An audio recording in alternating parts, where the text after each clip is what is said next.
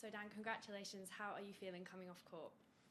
Yeah, it was good. It was a good day. The conditions were pretty tough. So happy to get out in 3 straight sets, and it was a pretty solid performance.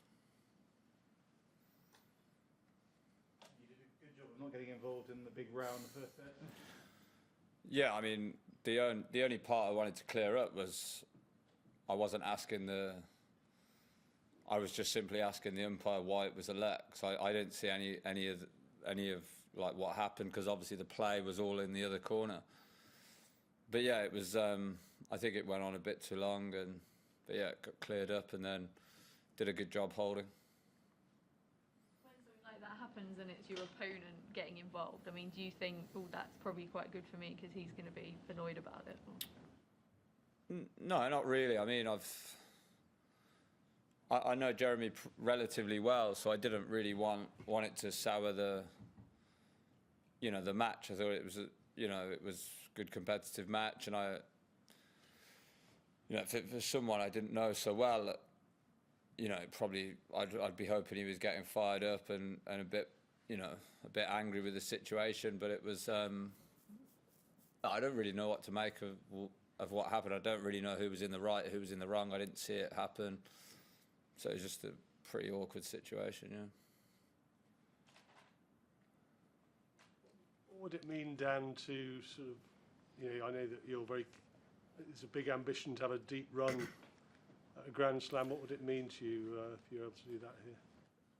Yeah, I mean, it's that's what everybody, they play the game for. It's what everybody wants, dreams of when you're young, but it's, as you guys know, it's very hard to do, and it's, I've done my job so far, won my matches relatively well, and, whoever I play next will be a tough match, and it's, it's about focusing, sounds boring, but focusing on the next opponent and put my game on the court and make it as tough as I can with my game style. It's not, unfortunately, it's not as easy as to serve well and hit my forehand well, like, the bigger guys out there. So it's tough to get the wins, and it will be another tough match the next round. Played in some challenging weather conditions this week. I wonder about the balls. There's been a lot of talk that they go pretty fluffy after about a game and a half or two, and it might suit the sort of flatter hitters. You might get one of them in Rublev next. How have you found them in terms of conditions? And do you think if you do end up getting Rublev, do you think that'll suit him a bit more? I mean, the ball was definitely slower today, but that was. I'm playing Jérémy, who hits the ball very hard. I noticed the balls were getting a bit older today, but it was pretty cold. I didn't notice they were getting old when it was 37 degrees. I thought I was on a smaller court and they were very quick. I think the ball responds pretty well to the court. I think it's a good ball for this court. It's a pretty quick court, and I thought it was they got a little older, but that's people are hitting the ball pretty hard, and I'm not sure what's expected of the ball. Have you seen Tfos Nike outfit that he's been wearing? What do you make of it, and would you potentially wear one if you were offered? Do you think I would wear that? Okay. I think Francis pulls it off pretty well, and he definitely has the physique to pull it off, but you wouldn't see me wearing a singlet or whatever they're called, vest. I don't know what people call them now, but yeah, it's he does it pretty well, I think, and you've got to back it up if you wear something like that, and he's definitely doing that. So yeah, it's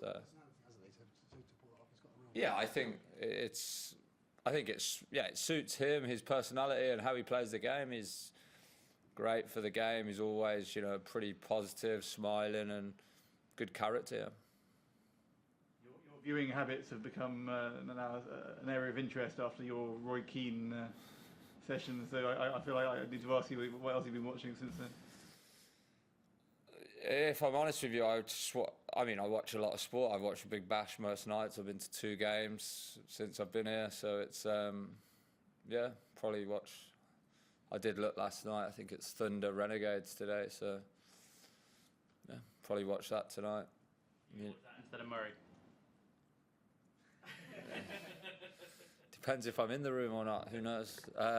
No, I'll watch a bit of Andy, obviously, and it's interesting. Yeah, it's that's what I really like about here and US Open. You know, you get to watch the night matches, a lot of sport on the television, and that's why I love both the tournaments.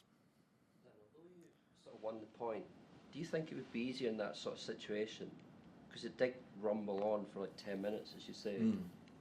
Like, we've got video technology these days, there's screens in the court, I can sit in the stands and see it within seconds on my phone. Do you think it's easier if video technology is used a bit more to clear that up? I think the rule should be if a ball comes out your pocket, you lose the point. I don't know why we give them another. You're giving people the chance. He missed the ball. I'm using this as an example because it obviously happened today. But if you say you serve, for instance, and the ball comes out your pocket, why is it a let? I think it's the worst rule ever. I think the rule needs to change rather than the video. If a ball comes out your pocket, it's your own fault. First match as well, didn't you? And Bagnes's hat came off in Yeah, I did actually. Yeah. Good memory. Yeah, forgot that. Rublev, obviously you've had some good battles with him. What do you think about that one? Yeah, I don't think I've never played him in a Grand Slam, so it's slightly different. Yeah, I look forward to it. I mean, it's the matches I want to play in. It's yeah, I mean, I come here, you know, wanting to get into the third round where my seeding should get me, and then, you know, it's a match I can win, but it's also a very tough match, and yeah, I look forward to it. It's going to be good fun, and you know, obviously my plan will be to frustrate him with my game, and I've done that pretty well the last few times, and we'll see how he responds. I'm sure he'll have a different plan if he wins. Yeah. If it's a night match, does that make any difference? You obviously played a couple of times during the day. Do you have to change it? You obviously have to. As long as it's not first and the sun's out of the way, I don't care when it is. It's sun's really difficult position when I'm first, and yeah, it's be nice to be a bit later in the day, but I'm pretty relaxed whenever it will be. Yeah. Final couple of questions. You mentioned that it's not easy for you always against, you know, bigger players, stronger players. Does it give you like any extra satisfaction, like what you've been able to achieve in your career, like given, you know, the size difference between players and things like that? No. Yeah, no. I mean, everybody's, you know, dealt the cards, and that's, you know, I'm sure some people would like to have a bit more skill and feel. I'd like to have a bit more power, but it is what it is. It's yeah, I think, you know, everybody's got their weaknesses, everybody's got their strengths, and I'm fine with that. And it's you know, still serve bigger, still working to hit the ball harder, to serve bigger. So it's part of the game. Yeah. For Big Bash team, and there are any particular players you've enjoyed watching since you've been here? No, I mean, obviously we're in Melbourne, so stars, but I mean, I think it's Joe Clark. He opens for Melbourne. He's plays for Nottingham, I think. So yeah, he's English as well. So he's pretty good T20 player. Yeah, watch.